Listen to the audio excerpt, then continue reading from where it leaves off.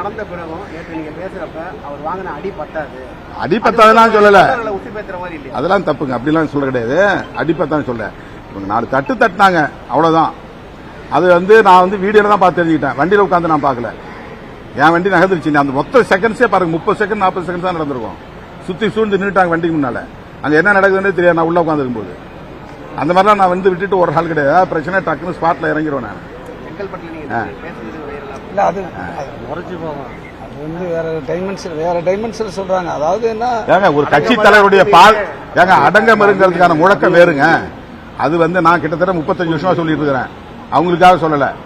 ஒடுக்கப்பட்ட மக்கள் அனைவரும் இது மாதிரி ஒடுங்கி கிடக்காதீங்க, கேஸ் போட்டானாக்கா பயப்படாதீங்க, யாராவது உங்களை மிரட்டாண்டா பயப்படாதீங்கன்னு சொல்றதுங்கிறது அது ஒரு அரசியல் முழக்கம்.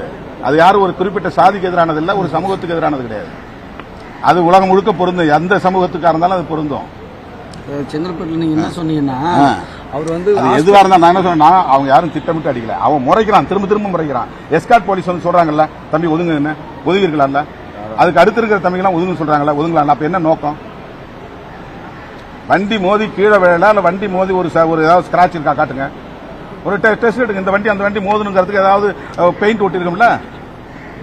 எந்த இன்வெஸ்டிகேஷன் நடக்காத போது வண்டி மோதிதுன்னு ஏன் சொல்லணும்? அப்ப ஒரு சமூக பதற்றத்தை உருவாக்குறதுக்கு முயற்சிக்கிறாங்கல்ல, அந்த டிவி மட்டும்தானே அதை செய்யுது.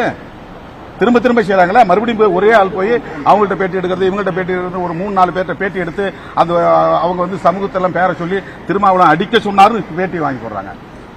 இது உண்மையா? இதெல்லாம் நீங்க ஒத்துக்கிறீங்களா? இதுதான் உங்க ஊடக அறமா? இது உண்மையை திரிக்கிறது தான் ஊடக அறமா? அது ஒரு நேர்மை வேண்டாமா ஊடகத்துக்கு? ஒன் சைடு எடுத்து செய்வாங்க, அவதூறு பரப்புவாங்க, வதந்தியை பரப்புவாங்க, சமூக பதற்றத்தை பரப்புவாங்க. அதையெல்லாம் ஊடக சங்கங்கள் அங்கீகரிக்குதா? அப்போ நான் ஊடகவியலாளர் பக்கம் நிக்கிறவன் தான். ஊடகவியலாளருக்காக எத்தனை முறை நான் போய் களத்தில் நின்றுக்கிறேன். நான் என்றைக்கு நிற்பேன், இன்னைக்கு நிற்பேன், நாளைக்கு நிற்பேன், அது வேற விஷயம். ஆனா ஒன் சைடு எடுத்து வேலை செய்யக்கூடிய ஊடகங்களை நீங்க எப்படி அங்கீகரிக்கிறீங்க?